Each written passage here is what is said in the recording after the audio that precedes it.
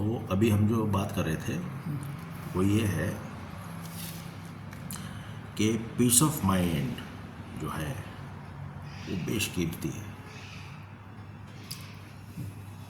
और उसका जो है सौदा हो ही नहीं सकता, उसके समकक्ष कुछ नहीं, ना उससे बढ़ के कुछ।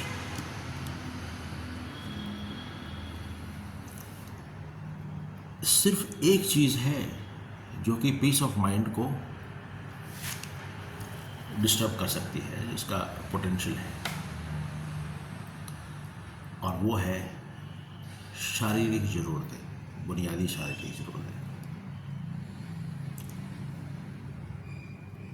बस ये एक चीज़ है जो कि हमारे पीस ऑफ माइंड को डिस्टर्ब कर सकती है।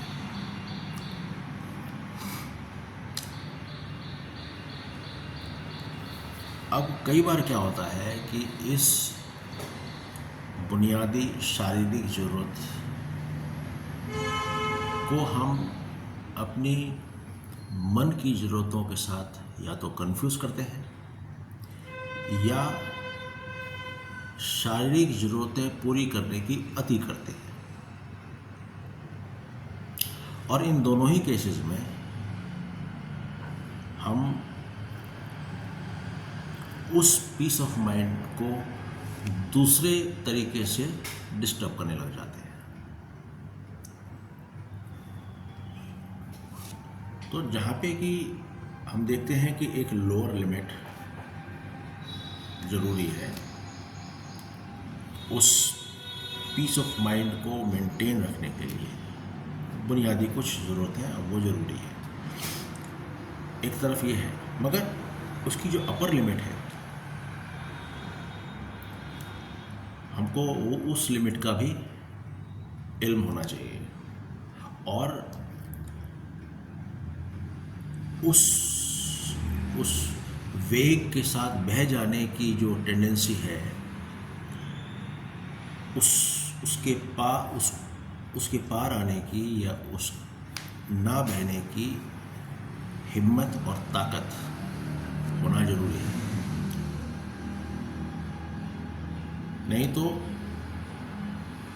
इस लोअर थ्रेशोल्ड के नीचे अगर हम हैं तो भी पीस अफेक्ट होती है, और अपर थ्रेशोल्ड के ऊपर है तो भी पीस डिस्टर्ब होती है। जैसे आप देखें कि हमने देखा कि एक सिचुएशन है जहाँ पे कि पहुँचने के बाद अब हम रिटायरमेंट ले सकते हैं। रिटायरमेंट ले लिया, अब जीवन को पीसफुली बिताया जा सकता है। पर रिटायरमेंट के बाद रीएम्प्लॉयमेंट लेना या दूसरा कुछ और काम कर लेना जो कि पीस को डिस्ट्रॉय कर रहा है या हमको उसी वेग में बनाए रख रहा है, और हमें उसमें से निकलने की वो ताकत नहीं है। You need lot of strength to come out of that flow, that momentum. Don't you think so? So अगर वो नहीं है तो जीवन ऐसे ही व्यर्थ हो जा रहा है। इसलिए peace of mind is non negotiable. उसका कोई तुलना नहीं है, और उसको किसी के साथ उसका सौदा भी नहीं किया जा सकता। ऐसा मैं समझता हूँ। व्हाट डू यू से? आपने देखो सही दोस्त, इसमें कोई शक नहीं। विचार करें। शुक्रिया।